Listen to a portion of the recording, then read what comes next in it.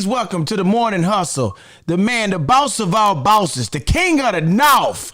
You know what I'm saying? The layer and slayer. Man, my brother Slim Thug is up in the building. Let's welcome him on up in here. Slim Thug up in this thing. Brother Thug, how you feeling, man? I'm feeling good, boss. How you doing? Hey, man, he a wood grain rider, Corona survivor. I mean, bro, I admire, man, just your honesty and your transparency with everything that's going on in this climate, bro. And you know, I'm here in the city with you guys and just seeing the movement and how you guys have been out there on the front lines. And there's definitely a difference between the movement that's been going on here in Houston and seeing how these protests have gone versus across the country, but we're all pointed in the same direction. So kind of give us from your perspective what the climate is like right now following Brother Floyd's passing.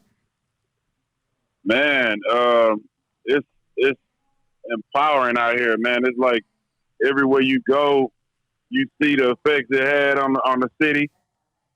Heroes up everywhere. You see people, talking about it. You just see it affecting the city so much. I just was on my way home, and they had they had something over there. They had something over there for at Yates. I guess that's where he graduated from. Yes, sir. Yeah, so they just had a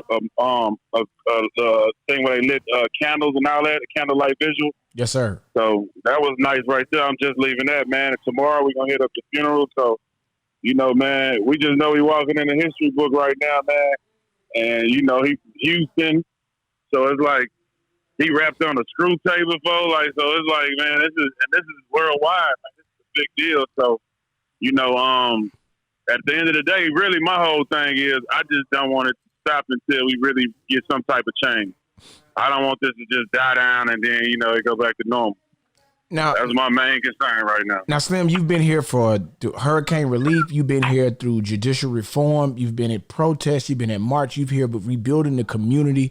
And a lot of people if some people may not know this, you've rebuilt neighborhoods and shown people how to have financial freedom.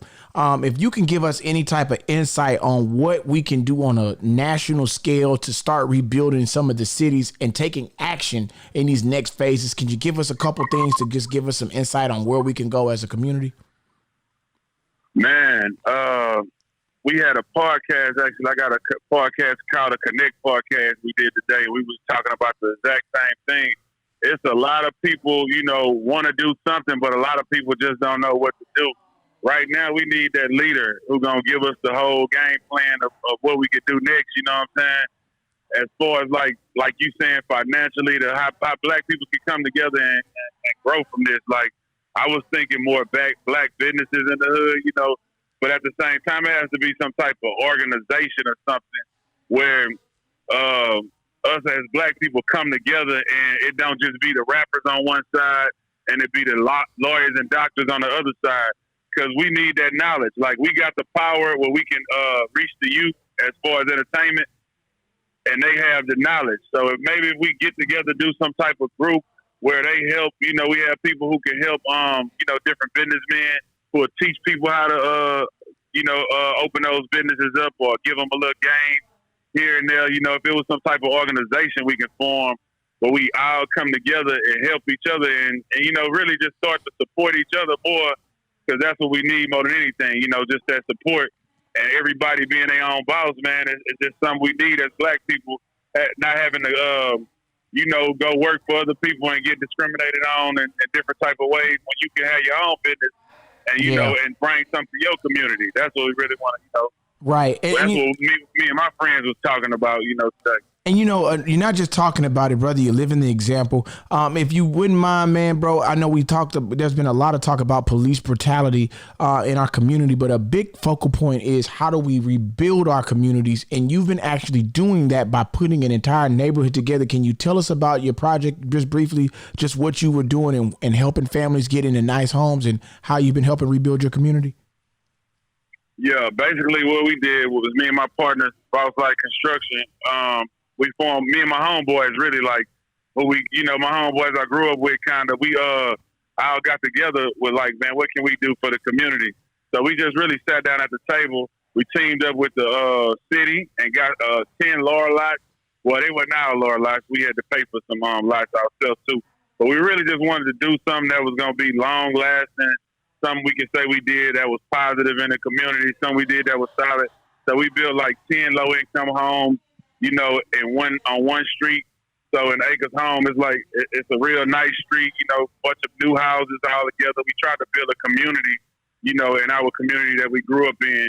And we hope that, that will continue. That from not just us, from other people too, trying to help. Man, that's positive, man. And if you could give any type of insight for other people in other places on what they're facing as police brutality, any insight on how we've been able to do this in Houston and how to take this on a national scale?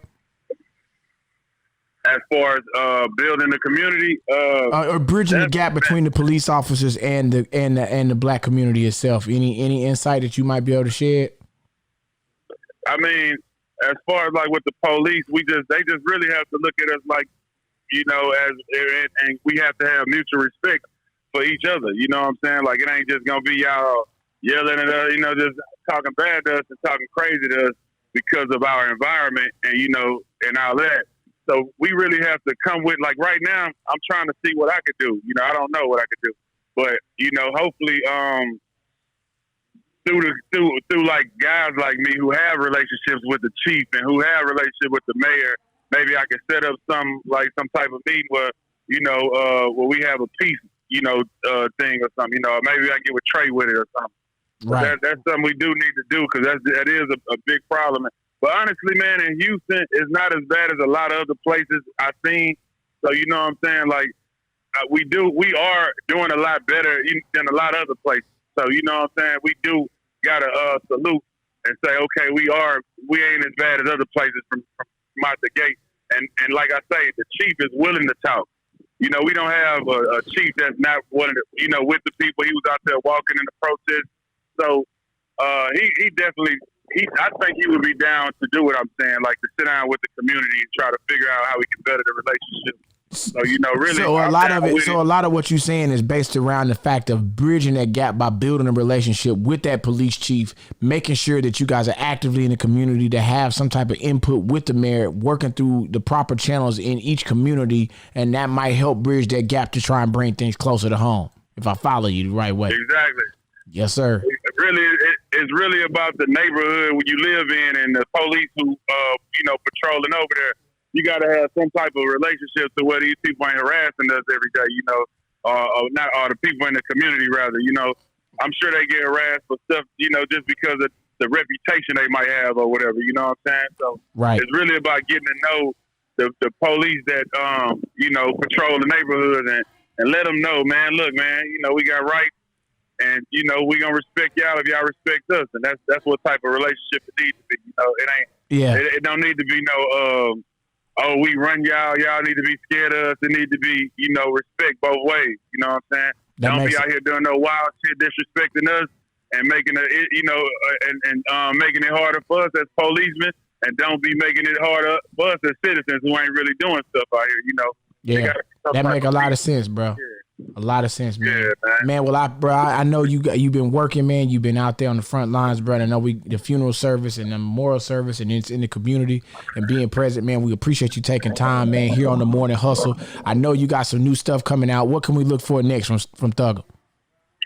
Man, I just dropped a project called Thug Life. I keep the independent project dropping. I'm going to drop another one, my boy, Killer Calion. We dropping that this summer. So, we stay working, man. We stay doing what we love to do. And, at the same time, like you say, just stay connected with the community. Give back when we can. I just love my city. So, we're going to keep representing in our way. Already. From Texas all the way around the world through H-Town, man, we touching out. Slim Thug, boss of the bosses. Hey, man, right here on the Morning Hustle with Billy Sorrells. We'll be right back right after this. Thank you, Thugger. We are the Morning Hustle.